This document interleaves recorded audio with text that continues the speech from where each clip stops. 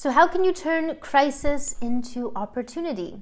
Should you even be trying to turn anything into opportunity right now, or just playing it safe and being grateful for whatever you can get? It's a tough time, but really I'm noticing two types of people out there in the marketplace right now. There are those people who are obviously focused on the lack of opportunity, focused on the economy going down, who are really, really worried about the future. And some of them, unfortunately, have been laid off. Some of them are just facing, basically, they have no idea what the future may hold. Well, I think most of us don't really know what the future may hold, but there are people who are particularly worried about that and who are just focused on trying to maintain what they have.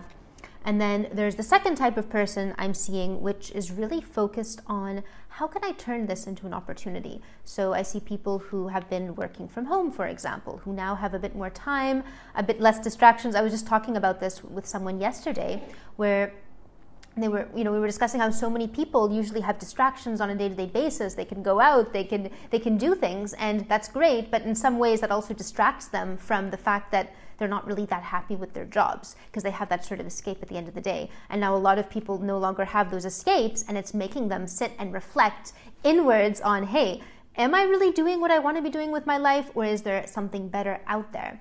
And so there are people who have taken this time to realize, oh, I think I want to make a change. I want to come out of all of this a different person than I was before, in a new job than I had before, or at least a new direction and a new sense of motivation and excitement about my path and my purpose and who I am out there in the marketplace. And so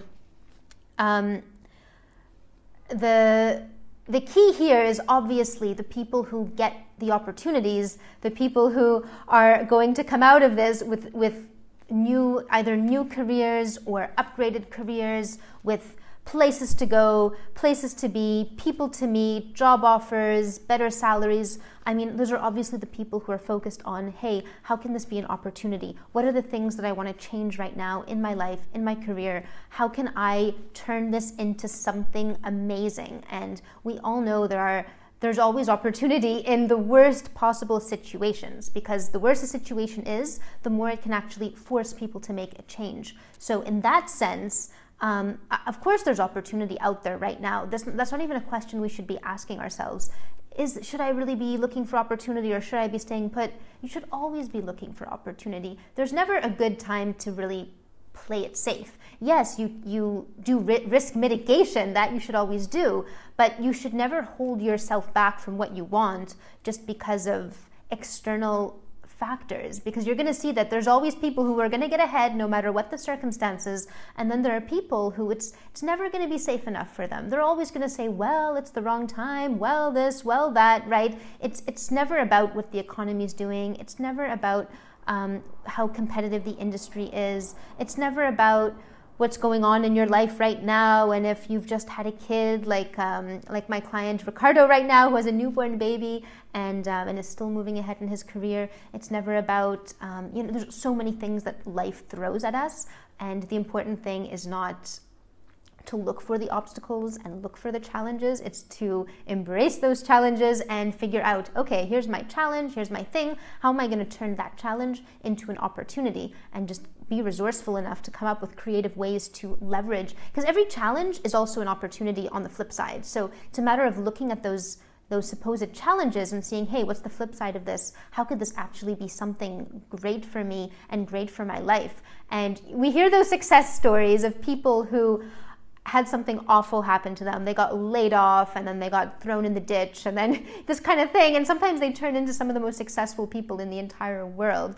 And I'm sure you guys have heard many stories, like the rags to riches stories. Look at, just top of my mind, I'm thinking of Arnold Schwarzenegger, how he came to the US with no money whatsoever, just sort of a dream, and then he was laying bricks, and eventually, we all know what he ended up doing. People like even Oprah as well, who obviously had a tough upbringing. She came from a tough background and really turned herself into a superstar, And so these things are possible, and of course we always think, yeah, it's possible for that person, but is it realistic for me, right? And there's always this dialogue.